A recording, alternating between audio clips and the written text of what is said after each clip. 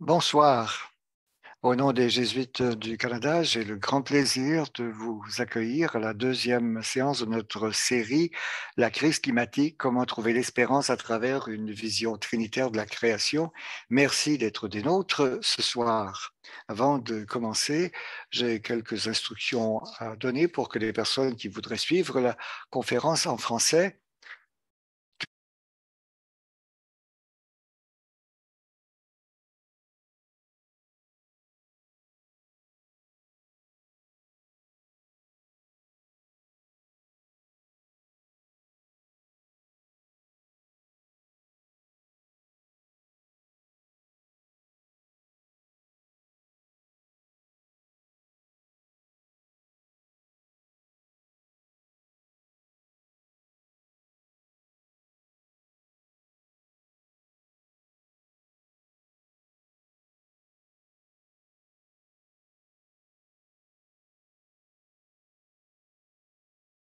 et je continue maintenant avec la reconnaissance du territoire.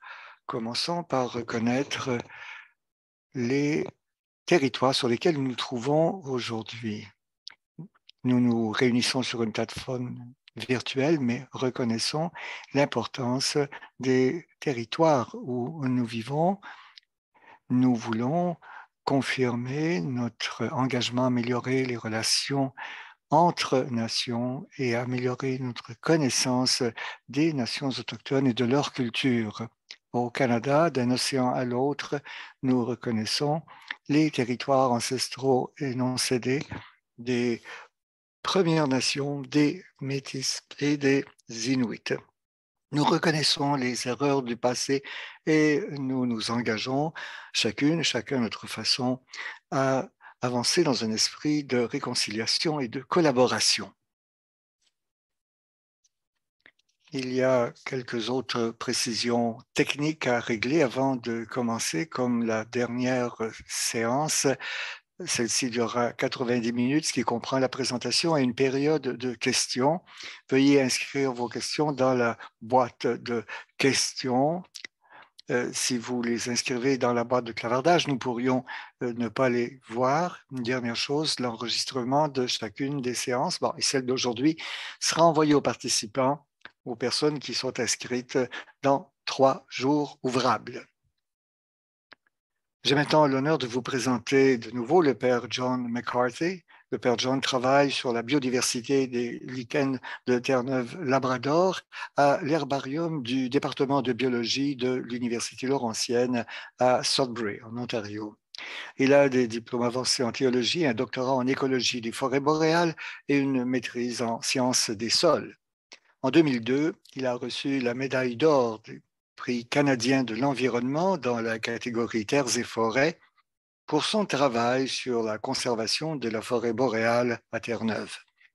Spécialiste des lichens, il a baptisé plusieurs espèces de lichens. Il y a même une espèce qui porte son nom, Acarospora mccarthy. J'espère être arrivé à bien le prononcer. Le Père John est porteur d'une vision approfondie d'une écologie intégrale pour toute la région de la forêt boréale canadienne. Merci d'être de nouveau avec nous ce soir, Père John. Merci José. Merci de cette généreuse présentation. Je veux vous remercier, vous et Clara, votre collaboratrice, de m'avoir invité, de m'avoir aussi aidé à préparer cette présentation. Je veux aussi remercier Michel Côté et Albert Baudry, nos interprètes pour ce soir. Et j'espère que mon accent de Terre-Neuve ne vous causera pas trop de problèmes. D'abord, je veux remercier toutes les personnes qui sont revenues après la semaine dernière. Je suis très reconnaissant d'être des nôtres ce soir et aussi aux nouveaux venus aussi. Merci d'être là. Merci d'avoir pris le temps de participer. Et je vais faire une court résumé de la semaine dernière, mais ce soir, nous allons surtout parler de l'écologie intégrale et je pense que tout devrait bien aller. Je sais que la semaine dernière, quelqu'un a mentionné au niveau des commentaires qu'il aimerait avoir une méditation guidée et je me suis dit, je ne suis pas vraiment habile dans ce domaine, mais ce que j'ai fait, c'est que j'ai choisi un chant. Je ne vais pas le chanter, là, mais alors c'est un couple irlandais et c'est le cri du cerf et c'est au fond un chant pour la protection des voyageurs et des pèlerins au Moyen Âge. Alors, je vais le faire jouer ce soir avec une vidéo et je pense que cela peut servir un peu de temps de prière, de réflexion au début de la soirée. C'est un peu, au fond, une réflexion puisque cela porte sur la centralité de la terre et sur la place centrale du Christ dans notre vie. Donc, c'est donc axé à la fois sur le Christ et sur la création. Alors, j'espère que vous allez aimer cela. J'ai demandé à José de mettre en route cette vidéo. Alors, nous allons maintenant l'écouter ensemble. J'éteins mon micro.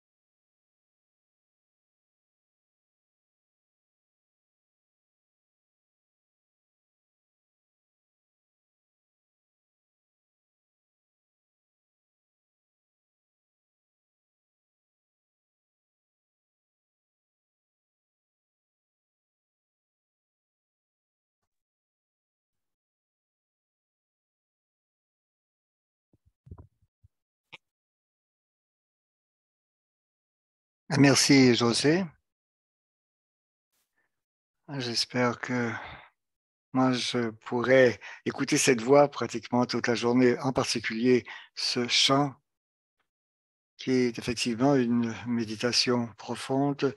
Je me lève aujourd'hui par la force du ciel, splendeur du feu, vitesse de l'éclair, agilité du vent, profondeur des mers, stabilité de la terre, solidité du roc. Et je me lève aujourd'hui par la force de Dieu, le Christ avec moi, le Christ derrière moi, le Christ quand je me couche, le Christ quand je m'assois, quand je me lève. Le Christ est là pour me protéger. Et le Christ est présent dans toutes les personnes que je rencontre. Alors, hier est passé, demain n'est pas encore là. Nous nous sommes tous levés aujourd'hui, les deux pieds sur terre et la tête droite. Et le Christ est avec nous pour ce soir. Et vous pouvez imaginer que j'ai mis un certain soin à préparer cette présentation, mais vous savez, ces webinaires sont toujours un peu une aventure. Je me prépare de mon mieux, mais je ne sais jamais trop où cela va mener. Alors, j'ai des diapos, bien sûr, que je vais commenter, mais en fait, j'espère que cette heure et demie, donc du temps que nous allons passer ensemble, alors puisque ce puisse être une aventure pour moi, et j'espère que j'ai hâte à la période de questions et à la conversation que nous allons avoir. Et j'espère que ce que j'essaie de vous présenter pourra vous aider et j'attends que vous m'aidiez moi aussi dans ma réflexion. Alors, commençons donc cette aventure de ce soir. Je commence par partager mon écran.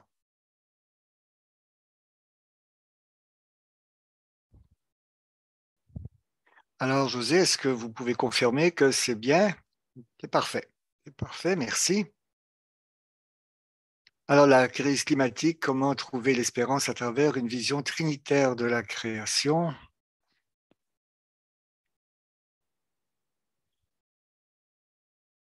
Alors, c'est la deuxième partie. Comme je vous l'ai dit, je vais faire une courte récapitulation de ce que nous avons vu la semaine dernière. Alors, ça c'est l'espérance. Nous avons examiné le contexte d'une écologie contemplative qui est fondement donc pour la profondeur et l'espoir dans notre monde. Et certains commentaires ont demandé qu'on explique un peu plus ce qu'est l'écologie contemplative. Et c'est ce que je vais essayer de faire ce soir. Donc, le reste de la présentation, effectivement, va porter sur l'écologie contemplative et sur les définitions qu'on peut en donner, mais à la lumière de la Trinité, comme chrétienne, chrétien, comme catholique, comme jésuite. Moi, c'est la tradition que je connais, tradition dans laquelle je suis né, j'ai grandi, c'est donc c'est dans cette perspective que je vais parler.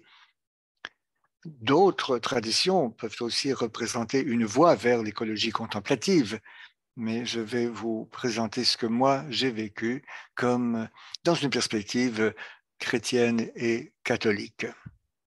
La semaine dernière, j'ai parlé de ce que j'appelais les paraboles de contemplation. Donc, ça, c'est la création, comment moi, j'ai pu être affecté dans mes études, dans ma vie quotidienne, par la création. Alors, vous me présentez donc 7 ou 8 paraboles différentes.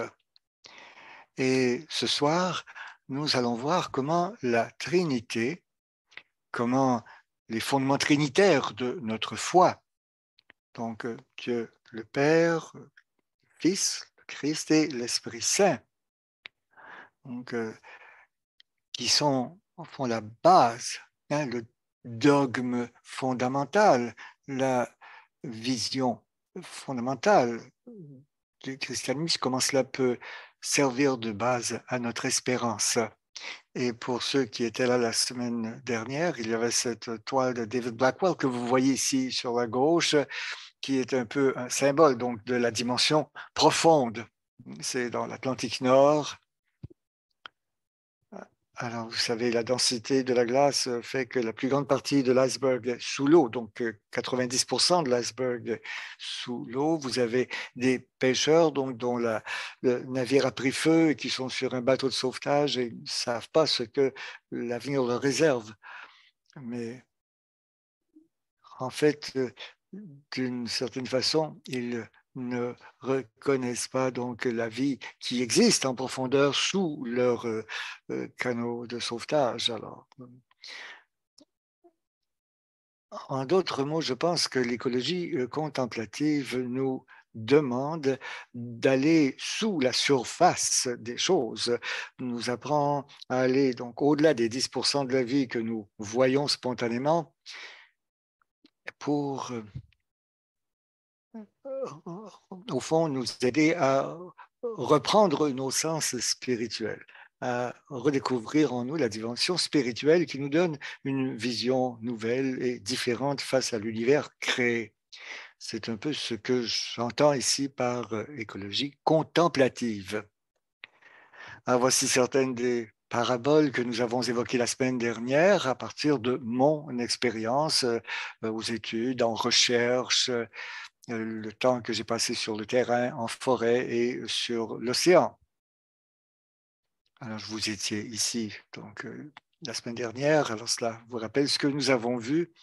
J'ai aussi présenté la notion donc d'écologie intégrale qui est fondamentale dans l'encyclique du pape François, Laudato Si, et où il présente au fond quatre grands rêves. Mais quand on parle d'écologie, on ne parle pas simplement d'une notion scientifique, même si c'est la troisième dimension, mais il y a aussi une dimension sociale, il y a une dimension culturelle et une dimension ecclésiale ou communautaire aussi.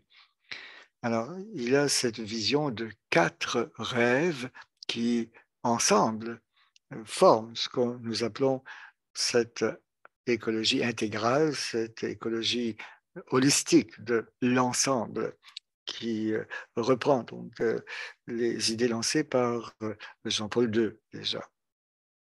Mais nous allons y revenir pendant cette présentation. Et alors, notre espérance que nous avons exprimée la semaine dernière, c'est que l'écologie contemplative est une voie à suivre face aux défis que pose l'environnement aujourd'hui.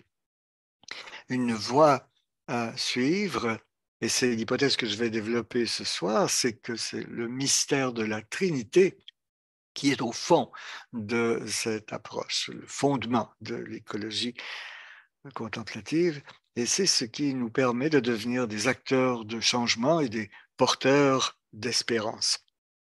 La contemplation et l'action vont de pair, elles sont au centre, au fond, de la spiritualité ignatienne, même dans la spiritualité monastique, ora et labora, donc prie et travail. L'action et la contemplation vont main dans la main, ce sont comme les deux côtés d'une seule médaille. Alors, je vais faire appel au don central de la foi chrétienne. Et à mon avis, au fond, ce don fondamental, c'est cette aspiration à la vie intérieure, ce désir de vie intérieure. Une vie sans réflexion mérite à peine d'être vécue. Alors, il y a en chacun de nous, un désir de vie intérieure, de vie spirituelle, de vie de prière. C'est un désir, au fond, d'une vie quotidienne qui soit enracinée profondément dans la création, profondément enracinée dans tout ce qui existe. Alors, repensez à cet iceberg. Donc, alors, bon, très souvent, trop souvent, nous vivons seulement à la surface de notre vie, mais il y a comme 90% de la vie que nous percevons à peine. Cette écologie contemplative, j'ai ici deux points à souligner, c'est vraiment l'expression d'un ample désir, d'un désir ample et varié, d'identifier à notre aspiration spirituelle ce que nous ressentons de plus profond pour le monde naturel. Donc, nos aspirations spirituelles, désir de comprendre pourquoi y a-t-il quelque chose plutôt que rien, quel est le sens de ce qui existe. Bon.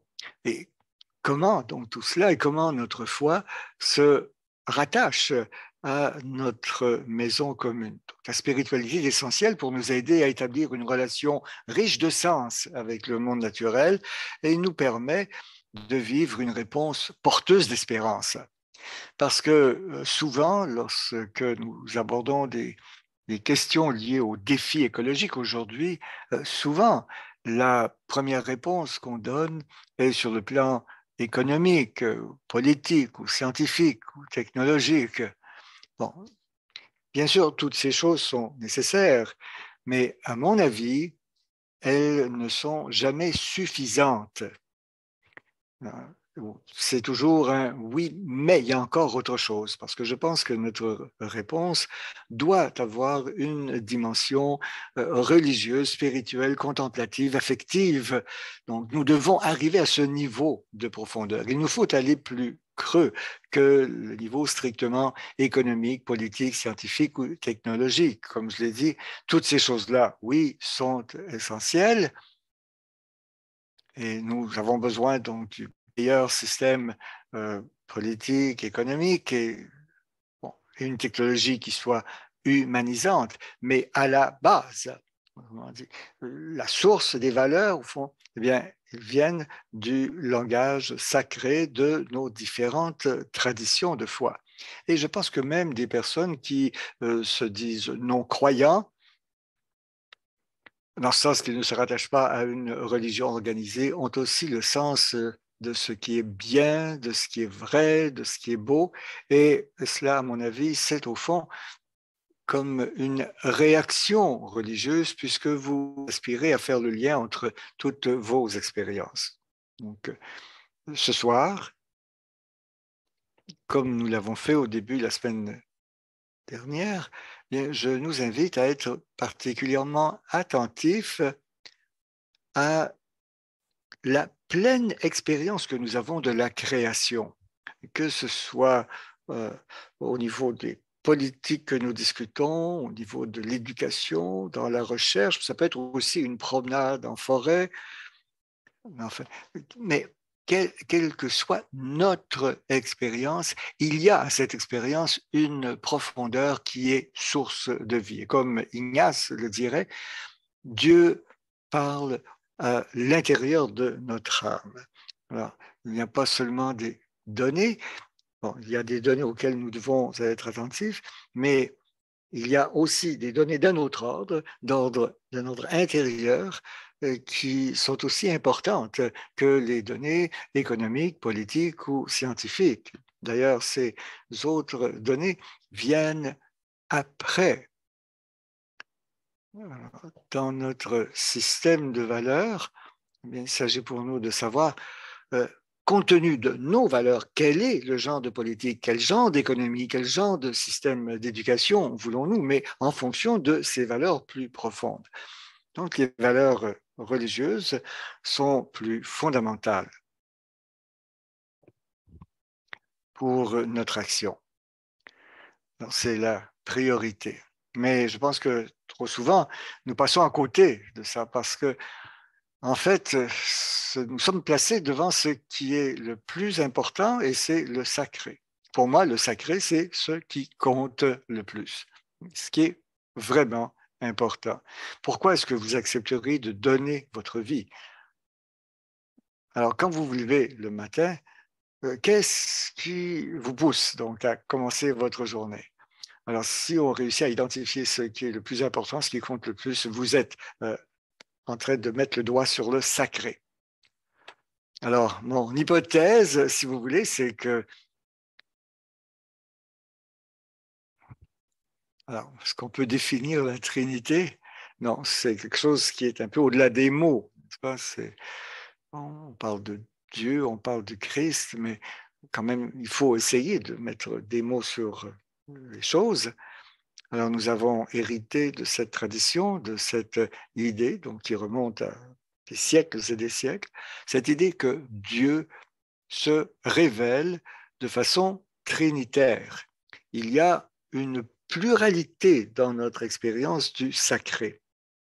Nous croyons en un seul Dieu, créateur du ciel et de la terre, de toutes les choses visibles et invisibles. C'est le credo de Nicée, donc qui a été adopté au Concile de Nicée au IVe siècle.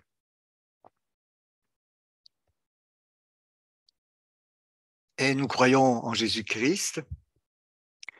Par lui, tout a été fait. Et nous croyons dans le Christ, mais pas seulement en Jésus de Nazareth qui a marché sur terre en Palestine il y a 2000 ans, mais nous croyons en Jésus le Christ. Et en lui, toutes les choses persistent. Nous avons des énoncés cosmiques à propos du Christ aujourd'hui, et nous croyons à l'Esprit Saint qui est Seigneur et qui donne la vie à les trois, donc, et qui sont à la fois triple et un. C'est une sorte de ballet donc, mystérieux que nous appelons la Trinité. Alors, évidemment, faire une homélie sur la Trinité, c'est difficile donc de s'éloigner beaucoup du catéchisme, mais comment vivre cela, comment prier cela, comment traduire ça en action, c'est ça le grand défi. Alors, ce dont j'aimerais parler ce soir, c'est que la Trinité nous révèle la beauté intérieure de la création, comme l'arc-en-ciel. Je me rappelle avoir, donc j'étais avec ma mère il y a plusieurs années et est apparu un arc-en-ciel. Et bien sûr, le scientifique que j'étais a commencé à expliquer à ma mère donc la physique de l'arc-en-ciel, d'où vient ces nuances de lumière, donc l'humidité de l'air qui filtre le rayon du soleil. Mais bon, quand on voit la lumière, donc nous ne voyons pas les différentes couleurs. Bon, alors, le spectre de la lumière apparaît lorsqu'il est réfléchi à travers les gouttelettes d'eau. Mais Robert de York, donc, bon, en anglais, ça permet donc de nommer les 8 couleurs de l'arc-en-ciel. Alors, si vous voulez vous rappeler les couleurs de l'arc-en-ciel en anglais, vous pouvez partir de cette formule en anglais. Alors, Robert of York a remporté la bataille en vain. Alors, ma mère, elle disait, oui, c'est vrai, c'est très beau tout cela, mais c'est si beau d'admirer l'arc-en-ciel lui-même et de rendre gloire à Dieu pour la beauté de l'arc. Et donc, j'étais réduit au silence à la mesure qu'on marchait sur la rue et sur le chemin, mais j'ai admiré l'arc-en-ciel. Il y a quelque chose dans l'arc-en-ciel qui révèle la beauté intérieure et quelque chose qu'on ne voit pas d'habitude. Et penser à moi, c'est que la Trinité, le langage mystique de la Trinité, tel qu'exprimé au début de la foi chrétienne, révèle la beauté intérieure de la création. Et c'est ce que je veux vraiment, sur quoi je vais me concentrer ce soir. C'est ma thèse, en fin de compte. Je veux lire, il y a une signification mystique à trouver dans une feuille sur une piste montagneuse, sur le chemin, dans la rosée, dans le visage du pauvre. Ça vient de la date aussi, paragraphe 2, verset 33, paragraphe 2, 33. On peut proclamer seulement cette chose en référence à la Trinité. Il faudrait avoir une foi profonde et dans une perspective chrétienne. Alors, nous allons prendre maintenant chacune des personnes de la Trinité et on va regarder chacun. Je vais partager avec vous quelques réflexions, quelques pensées que j'ai posées. Nous croyons en un Dieu, créateur du ciel et de la terre, de toutes choses visibles et invisibles. Pour moi, c'est tout à fait remarquable que la Trinité est révélée comme créateur. Pourquoi est-ce que la Trinité est créatrice? Ça, je ne sais pas pourquoi, mais je suis certain que Dieu aurait pu être révélé comme d'une autre façon, dans une autre dimension, d'une autre façon de penser. Mais Dieu a décidé de se révéler, comme on dit dans la théologie de la révélation. C'est un pendant de réflexion.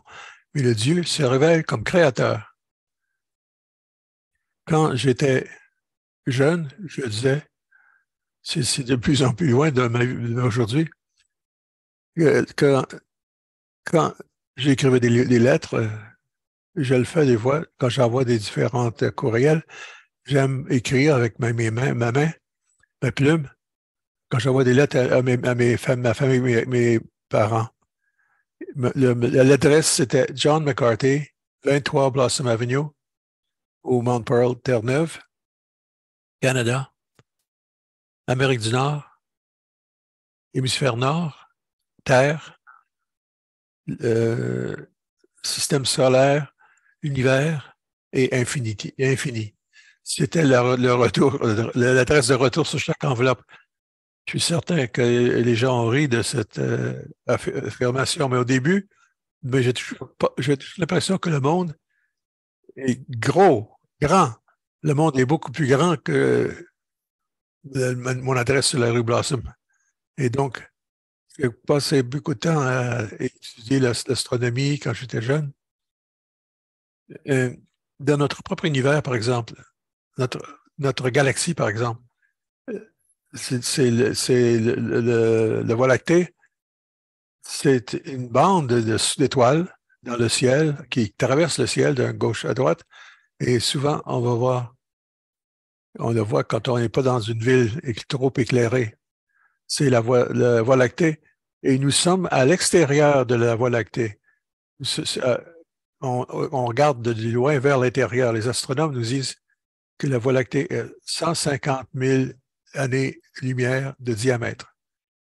Vous allez dire, c'est quoi une année-lumière? Ben, l'année-lumière, c'est la distance que la lumière va voyager dans une année. Alors, je ne sais pas si vous avez une calculatrice devant vous. La lumière, 350 000 km à la seconde, c'est 8 fois autour de la Terre et à l'équateur dans chaque seconde. En tout cas, c'est vite. 8 fois autour de la Terre chaque seconde, et c'est 50 fois par minute, 60 minutes à l'heure, 24 heures par jour, 364 jours par année, excepté dans une année bissextile. Et vous avez 10 milliards de kilomètres. Donc, il faut avoir confiance. La lumière va voyager 10 milliards de kilomètres dans une année. 10 milliards. Donc, si je peux aller à la vitesse de la lumière à 300 000 km à la seconde, ce qui est impossible pour moi, ça me prendrait 150 000 années pour traverser la Voie lactée. Et la Voie lactée, comme vous le savez, est une de milliards de galaxies dans l'univers, avec des milliards d'étoiles dans chaque galaxie. Donc, le concept d'univers est incompréhensible d'une certaine façon. C'est une belle image ici de télescope Webb. Et donc, après le Hubble, on a le télescope Webb qui est une caméra beaucoup plus claire. On voit un temps immémorial à travers ce télescope.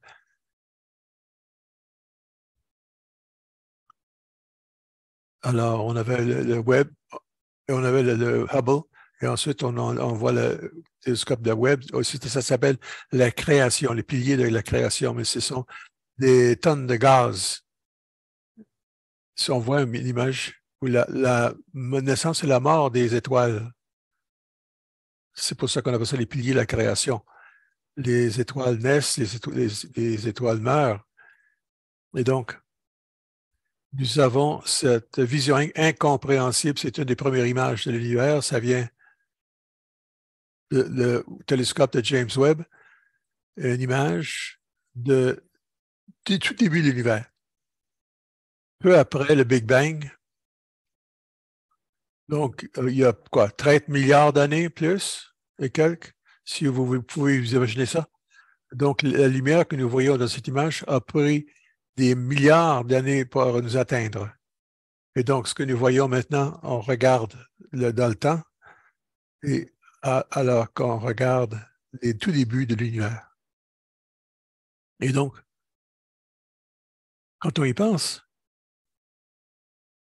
je ne sais pas si vous pensez de cette façon-là, mais moi, parfois, quand je marche ou quand je réfléchis un peu, eh bien, je pense à tout le drame humain sur la Terre, dans nos familles, dans notre milieu de travail, ou peu importe où ça se trouve, sur cette toute petite planète. C'est quoi? Nous sommes le quatrième du Soleil. Je me dis, pourquoi? Qu'est-ce que ça veut tout veut dire, ça? Ici, on a des images de l'univers infini, dans le temps et l'espace. Ça a été créé en même temps, au tout début, il y a de 13 milliards d'années, dans le Big Bang. Et donc, qu'est-ce que ça veut vouloir dire? Pourquoi est-ce qu'il y a quelque chose plutôt que de rien à avoir? Pourquoi y a-t-il quelque chose plutôt que rien? On a passé beaucoup de temps à réfléchir là-dessus. Et on met ça dans le contexte de l'univers de 13 milliards d'années. Chacune de ces petites taches blanches, c'est des milliards d'étoiles. Ça dépasse la pensée, c'est indicible. Et tout ça est créé. C'est ça. C'est ce qu'on professe comme chrétien. Donc, comment ça s'est fait? On ne sait pas. À ce moment-là, il faut se servir de sa tête avec la science, avec la technologie, pour savoir comment ça s'est fait. Et donc, quand nous disons que nous croyons en Dieu créer tout ça, c'est pas un énoncé scientifique, c'est un énoncé théologique, c'est un énoncé de foi. Et donc, pourquoi est-ce qu'il y a quelque chose plutôt que de ne rien y avoir? Pourquoi plutôt que d'avoir rien? Le simple fait que nous existons, je ne sais pas pour vous, mais le fait que la création existe, pour moi, ça m'amène à la prière, ça m'amène à une profondeur d'émerveillement.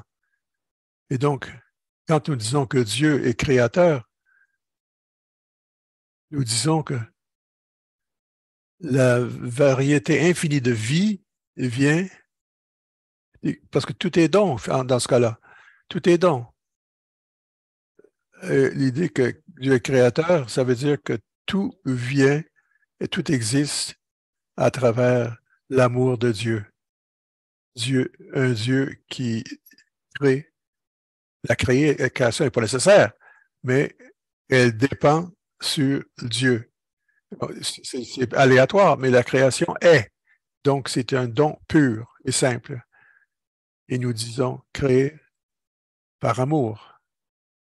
Beaucoup d'histoires de création, il y a beaucoup de violence avec la matière préexistante ou des entités préexistantes. Mais pour nous, nous avons, comme chrétiens, on a le concept que la création, la créatio ex nihilo, à partir de rien. Le temps, la création, la matière et tout ça, et le simple que l'existence est, j'aimerais vous citer Saint Bonaventure, le deuxième fondateur des franciscains, après Saint François.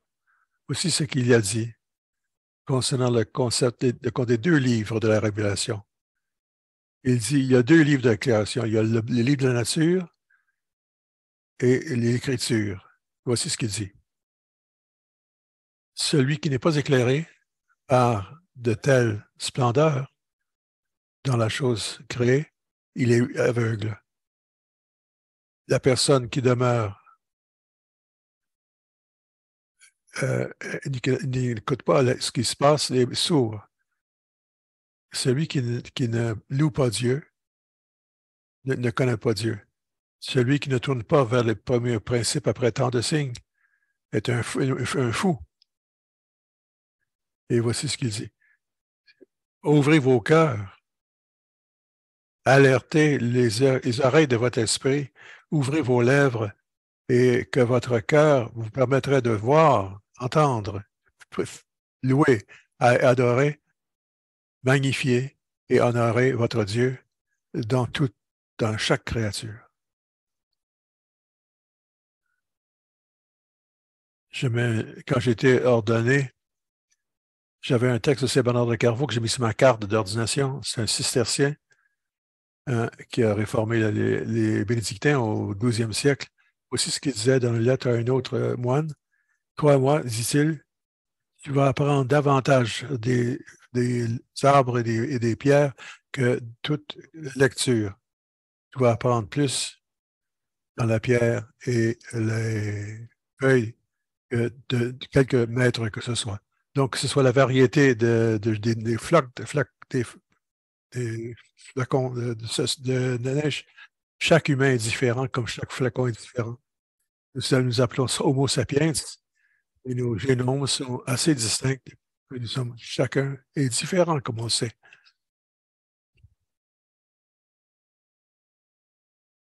Le but ultime des autres créatures, ce n'est pas en nous, dit le pape François. Chaque créature a une fonction en soi, le sol, l'eau, les montagnes, tout. D'une toute façon, c'est une caresse de Dieu.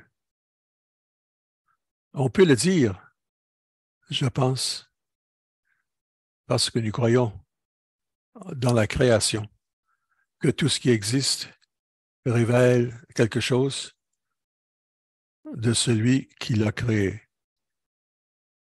Dans tout ce que nous voyons ne voyons pas. Saint François, dit le pape François, Saint François nous propose de reconnaître la nature comme un splendide livre dans lequel Dieu nous parle et nous révèle quelque chose de sa beauté et de sa bonté.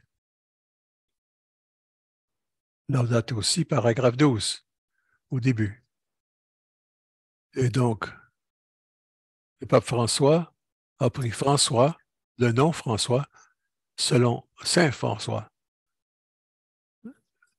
Et un jésuite, le pape prend le nom d'un franciscain, c'est admirable. Et donc, voici une photo d'un lichen de corail.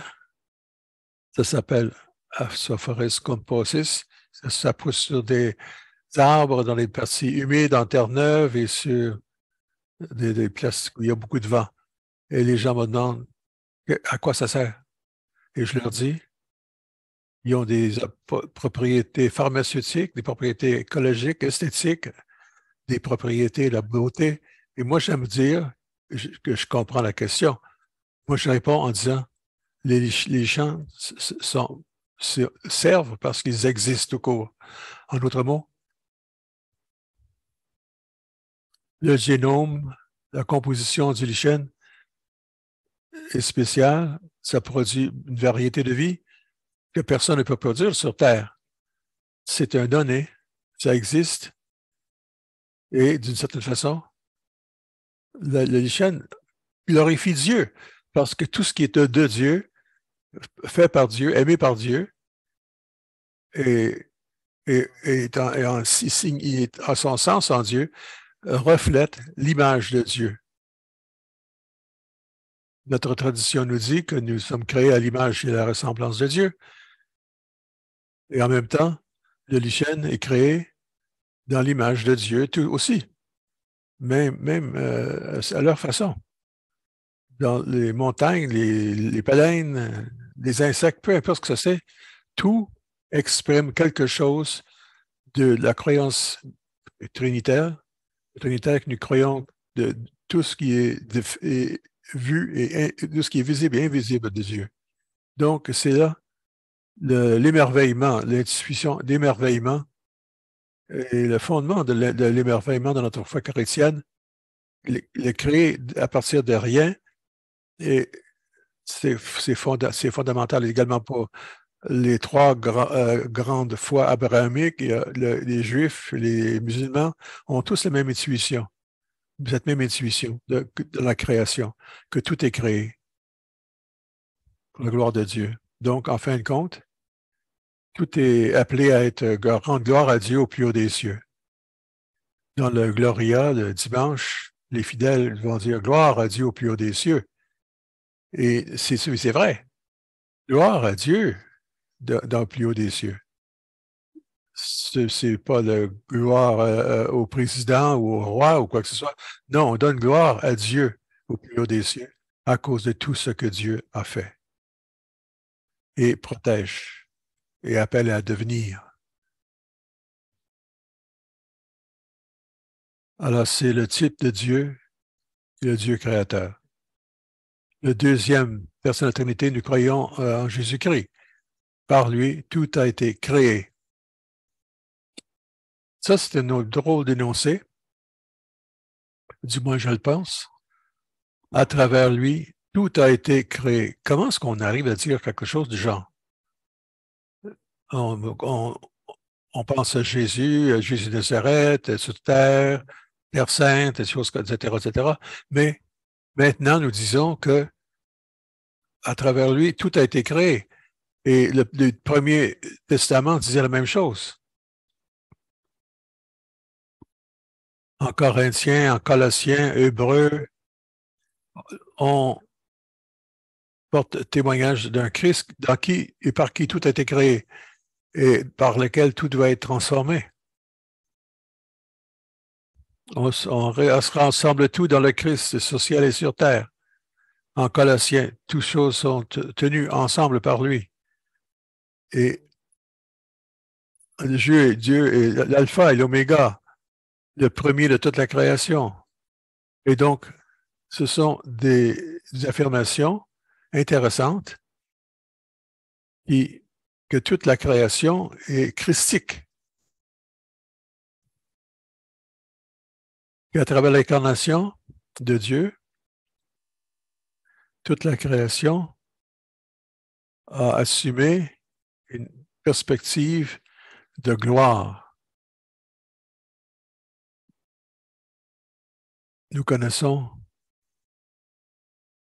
avec le mot incarnation, car chair, incarnation, charnel,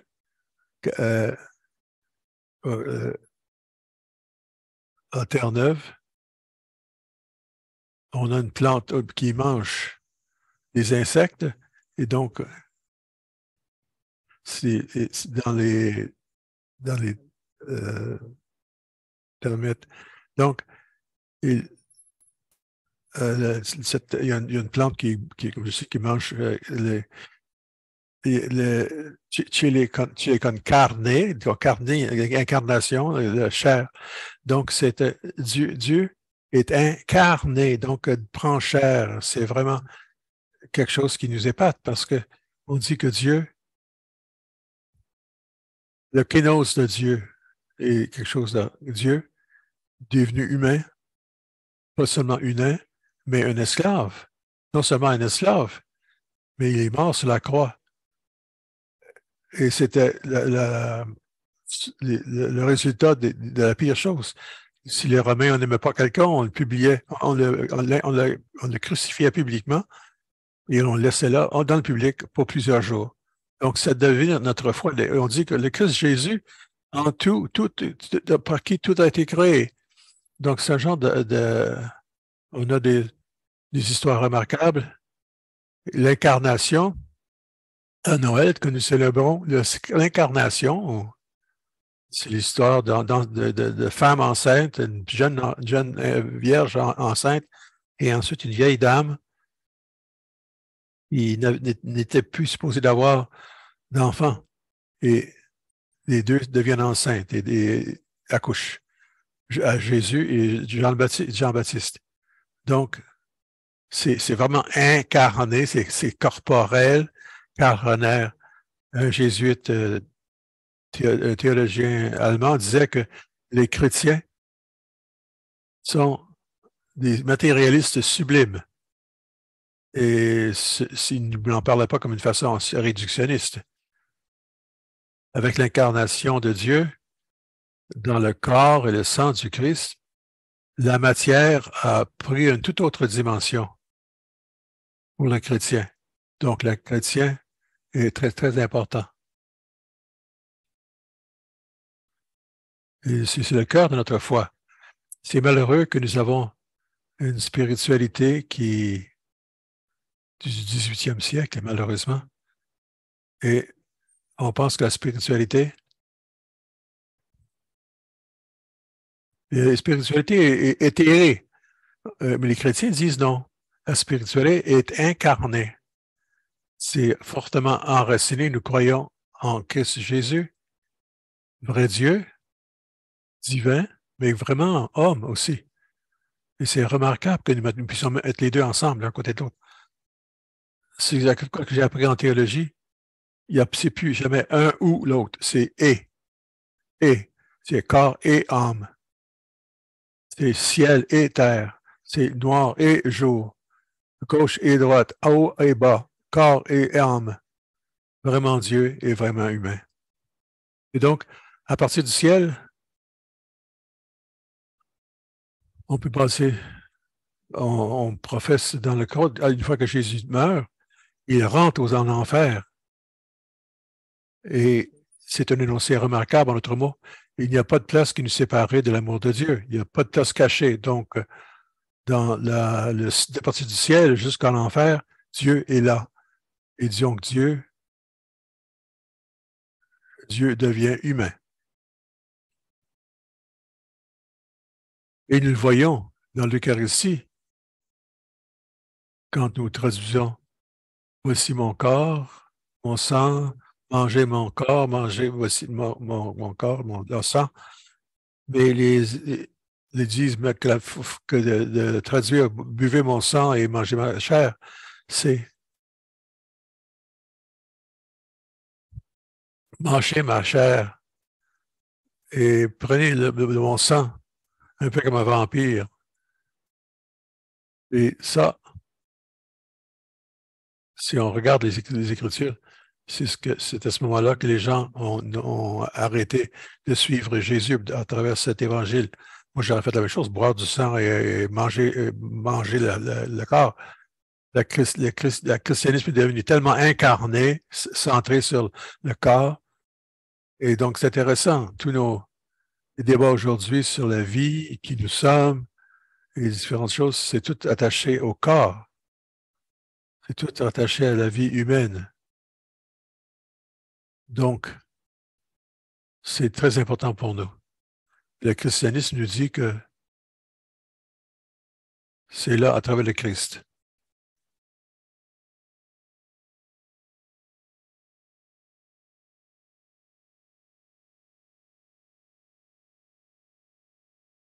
Quand j'ai fait mon doctorat, on voyait la forêt et je coupais des biscuits à travers pour faire la dendrochronologie. Donc, j'étudiais des anneaux où je pouvais dire ce qui se passe selon le temps. Donc, on cherche à regarder le temps en étudiant les veines. Une fois, je coupais un arbre et tout à coup, je voyais cette biscuit, je pas des biscuits, et de ce biscuit, et il y avait cette forme cruciforme qui est sortie. Et j'étais très surpris. Vous pouvez dire, bon, ben, super sûr. Mais non, je l'ai gardé. L'image à droite est à 25 ans. Et c'est craqué un peu, mais je le garde encore, comme Leonard Cohen dit. C'est comme ça qu'à travers les craques que la vie rentre, pénètre. Et donc la grâce de Dieu pénètre, mais c'est une autre histoire. Mais j'ai gardé cette coupe d'arbre. Vous savez comment que ces gens ont formé les branches de l'arbre. Vous voyez les 4 branches qui sont là, en haut et en bas, à droite et à gauche. Et les branches meurent et les branches meurent, disparaissent du tronc et sous ce que vous avez. Des fois, la branche demeure et va demeurer morte. C'est une branche morte. Et c'est ce qu'on voit ici. L'arbre produit, grandit autour de ces branches mortes et éventuellement tout l'arbre, vous avez là 4 branches et a produit cette image cruciforme. Et c'est devenu pour moi le Christ par qui tout est fait. Donc, à la tête, nous croyons le Christ, chef de la création. La création est christique. Et la conséquence, c'est que le Christ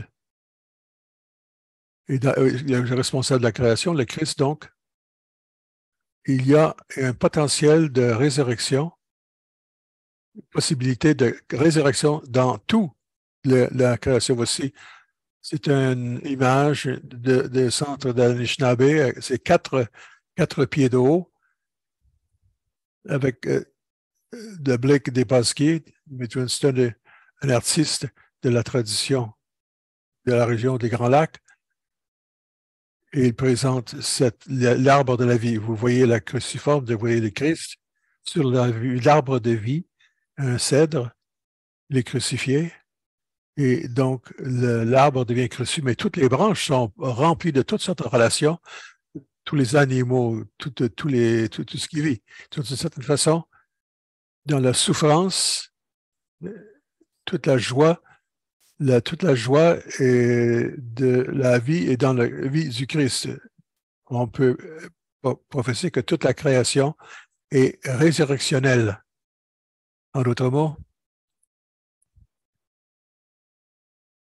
c'est pas seulement quelque chose qui est là, loin, mais c'est plein de l'amour de Dieu. C'est ça qui est remarquable. Je vérifie mon temps. Je vais aller un peu plus vite. Donc, la dernière personne, si nous croyons l'Esprit Saint, qui est le donneur de vie, ce que j'aimerais faire, c'est de parler de l'Esprit Saint au terme de relation entre la science et la foi. Ce qui est un sujet chaud parmi les jeunes, c'est très important. Et nous croyons en l'Esprit Saint, le Seigneur, le donneur de vie, et donc nous croyons dans un monde plein d'esprit.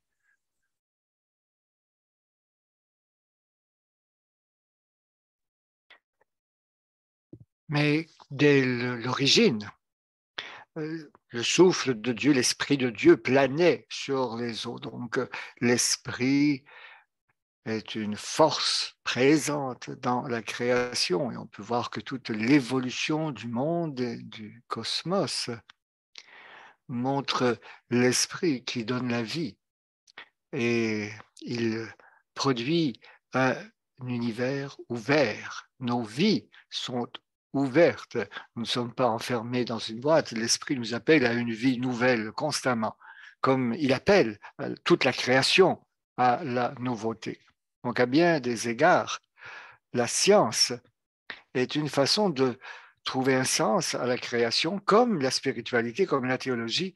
Mais très souvent, la science est présentée de telle façon que la science et la foi seraient comme opposées diamétralement. Ça, c'est la couverture du magazine Time en 2006. Alors, on voit donc la double hélice de l'ADN, mais qui devient un chapelet. Alors, voici comment bien des gens voient la science. La science vous emporte sur la Lune, tandis que la religion vous enferme à l'intérieur d'édifices.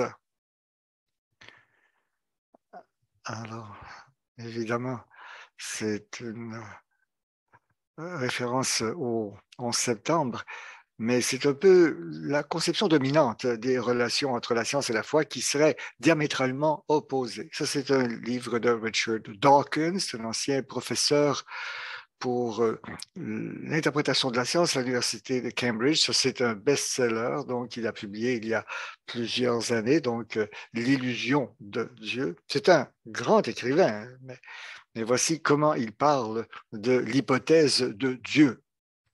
Et là, je dois lire cela un peu plus lentement pour les interprètes.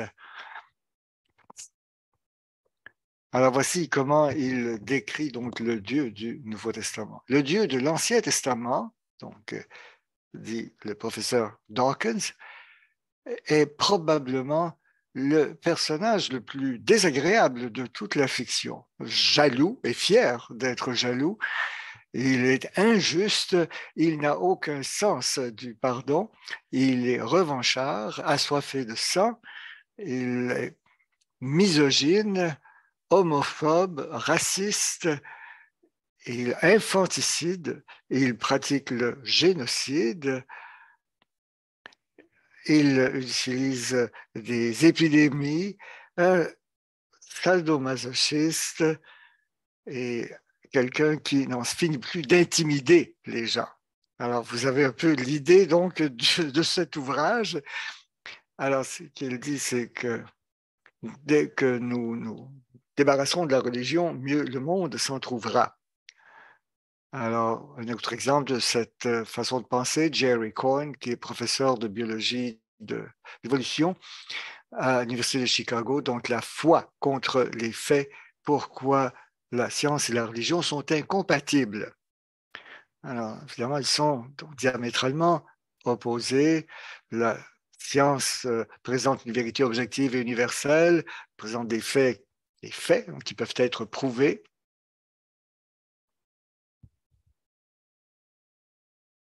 Et c'est la seule voie fiable vers la vérité, tandis que la foi, elle serait subjective, donc affective, personnelle, privée, elle joue sur des sentiments, elle se fonde sur des traditions et des autorités qui se contredisent.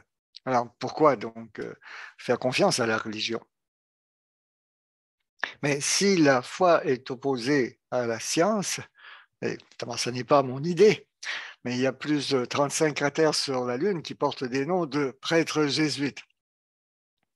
Ben, vous pouvez dire peut-être que certains de ces jésuites étaient lunatiques. Mais c'est autre chose, c'est une autre histoire. Non, mais la façon dont la science est présentée, eh bien, c'est ce qu'on appelle le naturalisme scientifique. Autrement dit, il n'y a pas d'autre chose que la nature. Il n'y a pas de création, il n'y a que la nature. Et la science est la seule façon de connaître la nature. Alors, ça devient donc la base de ce naturalisme scientifique. Bon, encore une fois, la nature est tout ce qui existe, la science est le seul moyen de connaître, l'explication ultime de tout. Et encore, si la science explique tout, pourquoi aurions-nous besoin de la religion qui est déraisonnable, qui est une source de violence? Et, bon, si vous voulez, vous pouvez le faire pour vous, mais dans votre coin, mais en privé. J'espère ne pas perdre la voix. Donc, dans son encyclique, le pape François dit que une bonne partie des problèmes que nous avons au plan de l'écologie dépend du réductionnisme scientifique, c'est-à-dire que la science n'est pas simplement un projet humain parmi tout, mais devient la seule et unique source de tout le savoir. Et il en découle une technologie qui essaie de tout dominer, de tout contrôler. Alors, ça devient une logique qui domine la vie politique et économique. Alors, pensez à la façon dont notre monde est dirigé. Vous avez donc ce paradigme technocratique qui, au lieu donc d'une base anthropocentrée.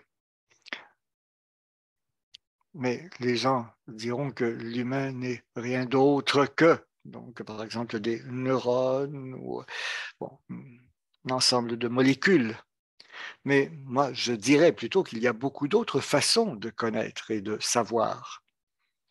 La science est une façon, certainement une façon très provocante, une façon essentielle de connaître, mais quand vous lisez donc une œuvre littéraire de qualité, alors, bon, est-ce qu'on va dire simplement que les romans sont faux?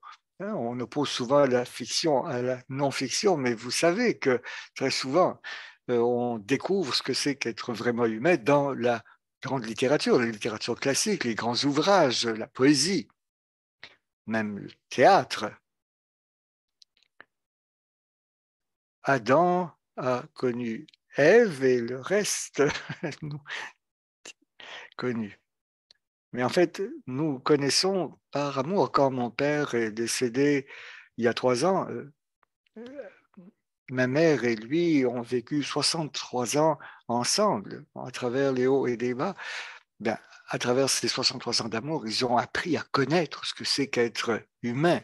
L'amour est une source de connaissance aussi.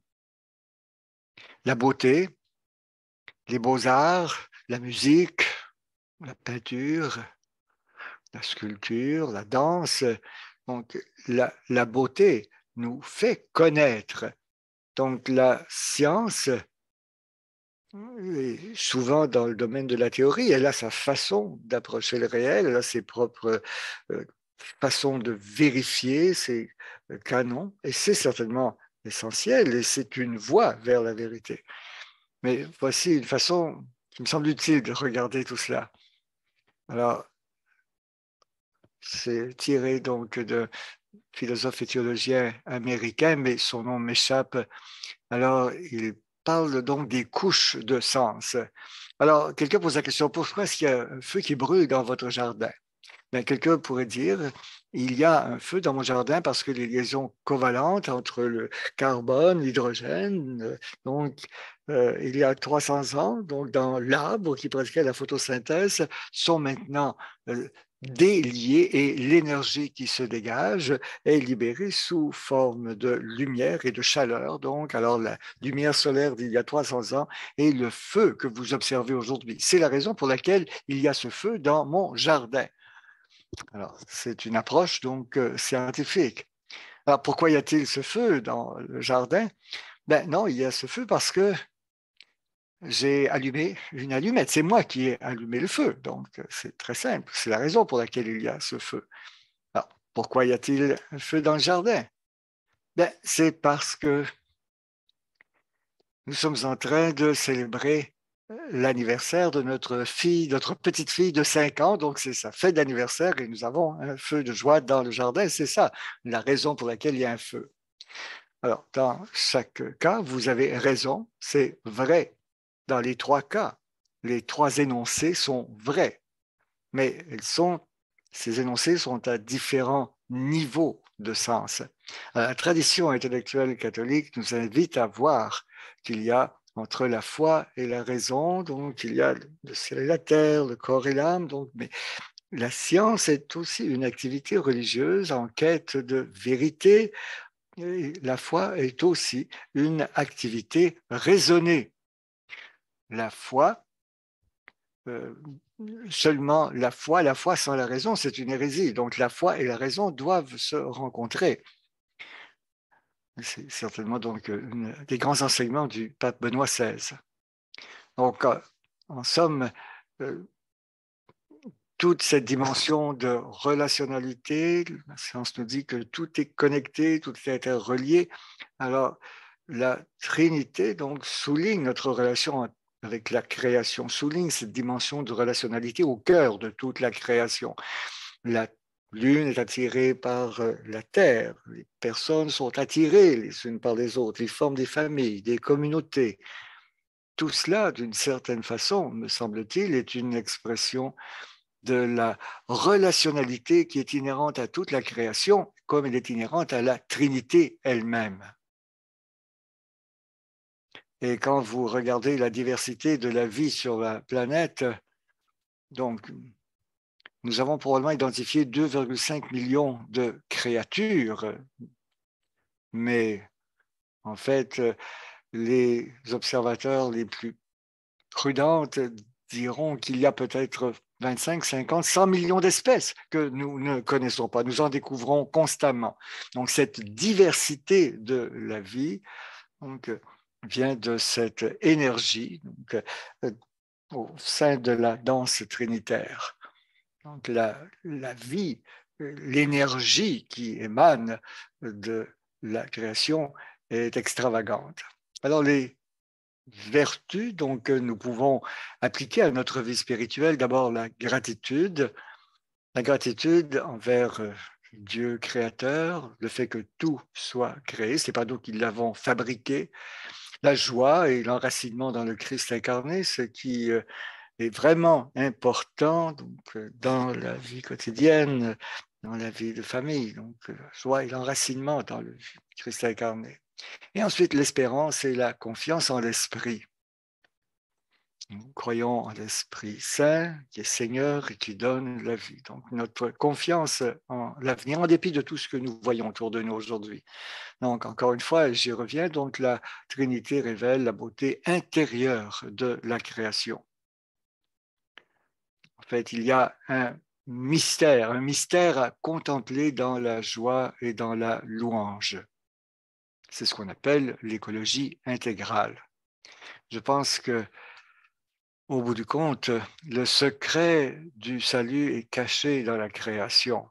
La création n'est pas simplement des choses là à l'extérieur, c'est pas seulement de la matière en mouvement, c'est quelque chose donc, qui comporte un secret profond. Et c'est la création nous donne la vie, nous ne pourrions pas faire ce que nous faisons ce soir sans la création. La nature, nous l'étudions, c'est une source d'émerveillement, c'est évidemment la base de la science. C'est aussi un lieu et une source de sens. Nous grandissons donc dans la grâce et dans la confiance. Alors, encore une fois, c'est la base pour ce qu'on appelle l'écologie intégrale. J'y reviens. Nous sommes sauvés dans et par la création, par la nature. Lorsque nous portons attention à la pleine expérience de la création, et ça, ce sont nos données intérieures, l'émerveillement, le mystère, le ravissement, la beauté, la contemplation, la révérence, et nous aboutissons toujours à l'amour. Il faut être attention à toutes ces expériences qui sont la source de l'écologie contemplative et c'est la base, le fondement de notre conversion. La meilleure science, la meilleure politique, la meilleure économie ne nous convertissent pas. Elles viennent après. Après, nous avons d'abord besoin d'une conversion intérieure au monde créé dans la vie de l'esprit et alors cela nous donne l'énergie, l'émotion. C'est là la raison pour laquelle on devrait aimer le monde et défendre le monde et de créer des bonnes politiques, créer un bon gouvernement, créer de bonne éducation, peu importe où on se trouve.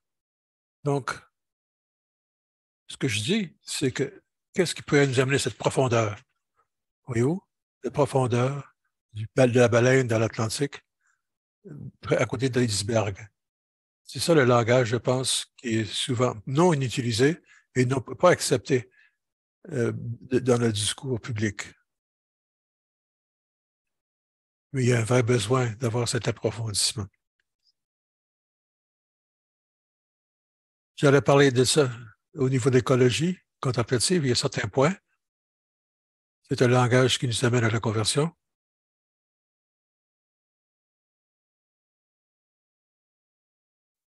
Je pourrais peut-être en parler plus tard. Alors, on est là à long terme. La vie intérieure est essentielle. On le fait ensemble avec le langage de la profondeur. Et c'est ce qui est essentiel. Et j'ai mis quelques ressources ensemble. Vous pouvez, quand vous allez recevoir les documents, et à la fin, Laudato si, mi Signore, loué sois-tu, Seigneur, pour tout ce que tu as créé. Et merci beaucoup. Merci beaucoup. Et merci beaucoup pour votre patience et votre attention. Merci. Au revoir. Merci, Père Don. John, merci pour votre érudition. pour aux exemples. Maintenant, on doit répondre à certaines questions que les participants ont envoyées. Vous pouvez toujours poser des questions dans le boîte à clavardage et on va essayer de leur répondre avant la fin de la session. Mais on a quelques questions tout de suite. La première question, comment est-ce que les pratiques spirituelles nous permettent de naviguer le désespoir qu'on trouve dans le monde aujourd'hui? Oui, c'est clair que la façon que les choses sont présentées peuvent créer un sens d'impuissance, impuissance qu'il n'y a rien qu'on peut faire. Je pense que, à bien des égards, il faut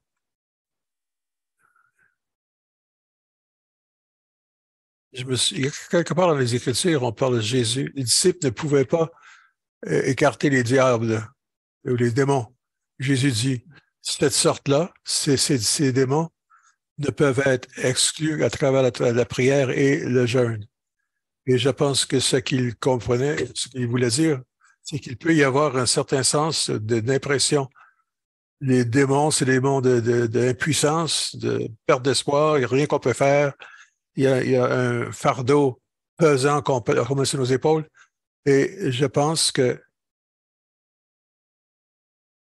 il y a quelque chose de cette prière et de cette jeûne. Il faut se dire, Seigneur, voici comment je me sens, voici mon expérience, et je me sens sans espoir et abîmé. C'est à travers ça que c'est un peu comme il faut passer à travers la mer Rouge, avec le mur de dos à gauche et le mur dos à droite. Il faut passer à travers, il faut être audacieux, et il faut passer à travers le désert. Nous venons de célébrer la tentation dans le désert pour Jésus, le premier dimanche du Carême. Jésus lui-même avait à vivre l'impuissance et le désespoir et sans savoir. Et on ne peut jamais, on ne peut pas le mettre de côté. C'est une croix, le désespoir. La croix peut nous crucifier. Et pourtant, il y a quelque chose dans le christianisme, il y a quelque chose concernant la résurrection. Nous sommes déjà un peuple des ressuscités. Et donc, malgré tous des signes contraires, disons que le Christ est ressuscité. Donc, alors, il y a quelque chose, pour moi, c'est un appel profond de l'écologie contemplative pour dépasser le désespoir. Je travaille, moi, pour le groupe de défense de l'écologie à Terre-Neuve. Et pour 10 ans,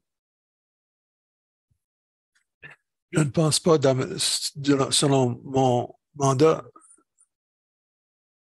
le gouvernement ne voulait pas nous écouter quoi que ce soit. Donc, c'était un peu, on se tape la tête contre le mur, contre tout le temps.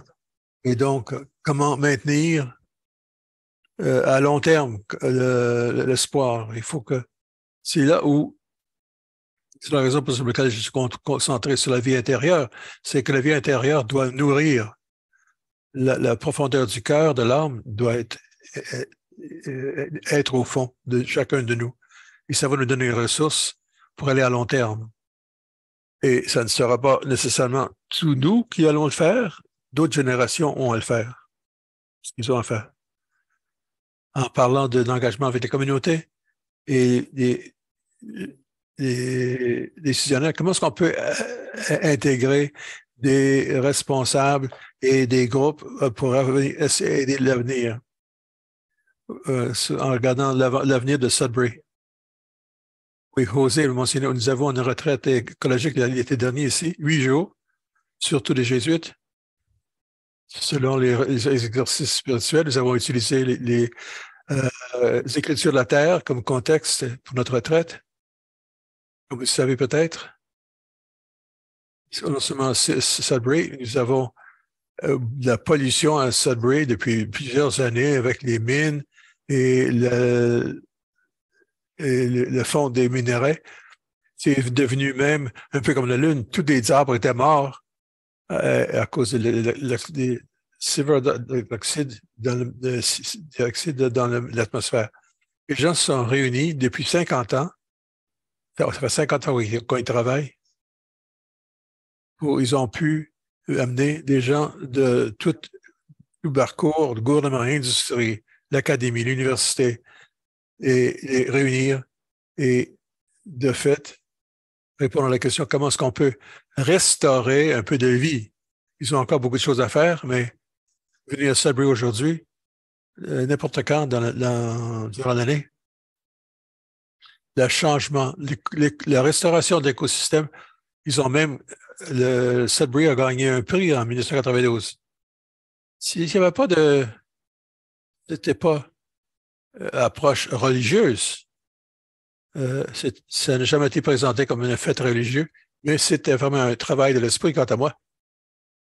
Quand des gens de différentes histoires on demandait, on fait en sorte que les gens ont travaillé le sol. Et ça se continue chaque année.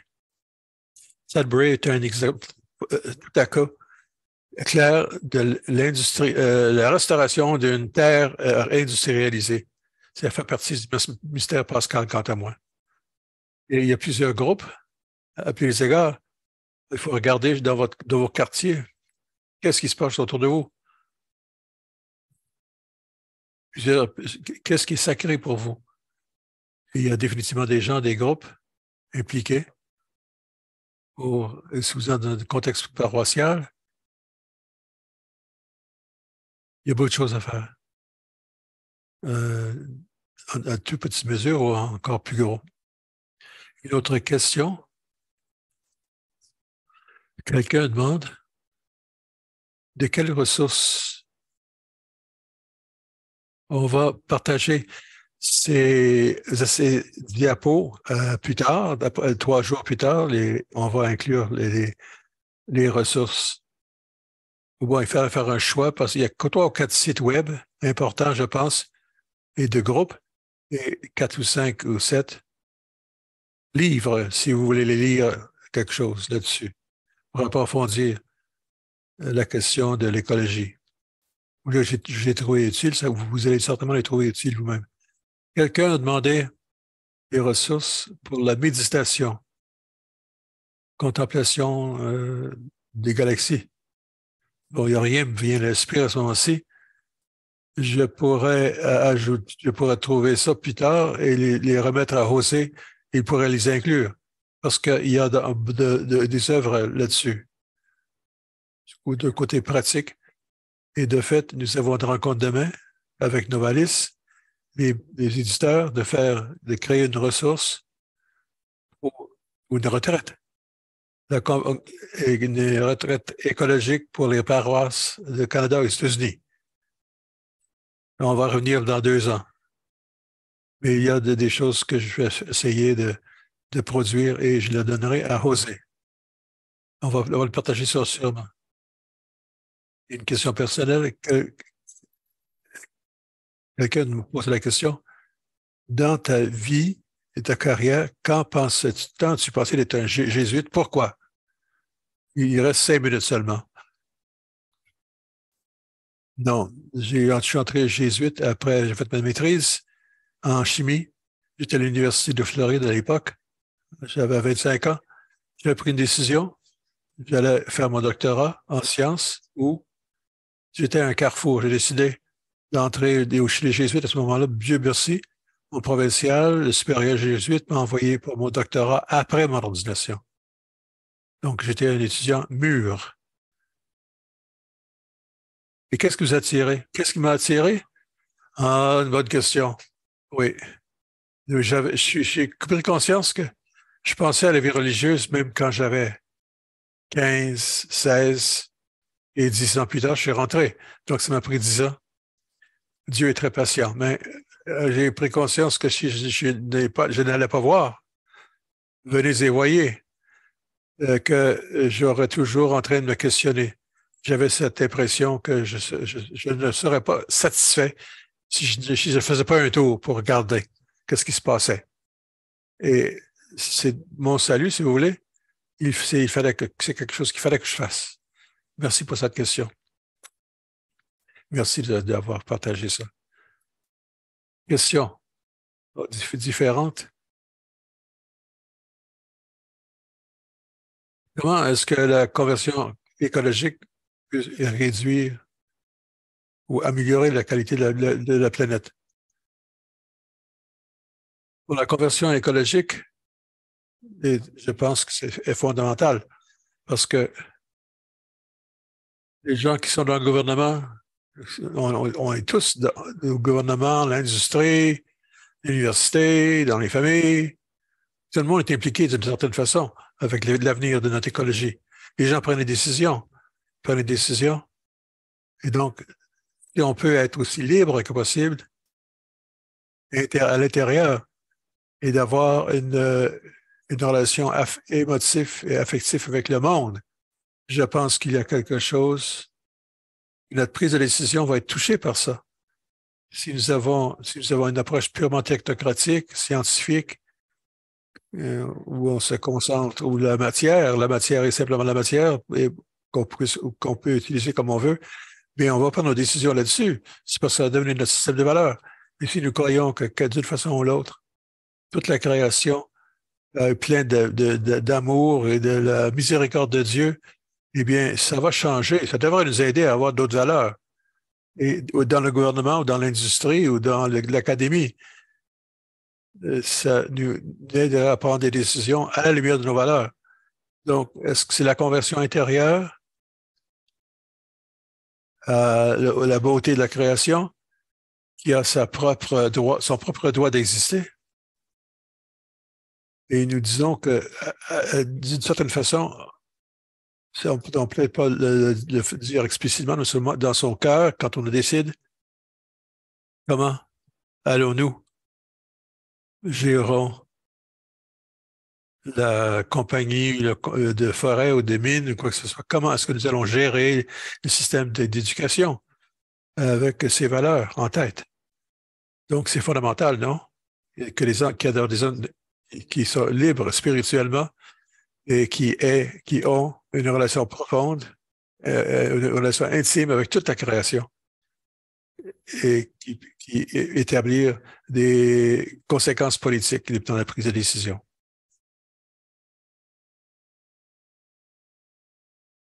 Sans doute la profondeur dont vous parliez un peu plus tôt. Alors, malheureusement, donc, notre temps est écoulé.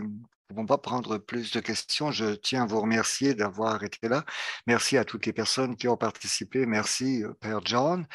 N'oubliez pas de remplir le questionnaire d'évaluation qui va paraître à votre écran dès la fin de ce webinaire. Donc, cela nous aide vraiment à améliorer nos présentations. Rappelez-vous qu'un enregistrement de ce webinaire sera expédié 3 jours ouvrables après ce soir. Bienvenue à notre prochain webinaire. Donc, je discerne, tu discernes, nous décidons. C'est un webinaire sur le discernement en commun avec Sœur Laurence Loubière. Donc, c'est en 2 parties à la même heure qu'aujourd'hui. Alors, le dernier mercredi de mars et le premier mercredi d'avril. Merci à nos 2 interprètes, Michel Côté et Albert Baudry, pour permettre aux francophones de suivre cette présentation. Merci encore au Père John et nous espérons tout le monde que vous pourrez être des nôtres la prochaine fois. Merci tout le monde. J'ai beaucoup aimé cette soirée avec vous.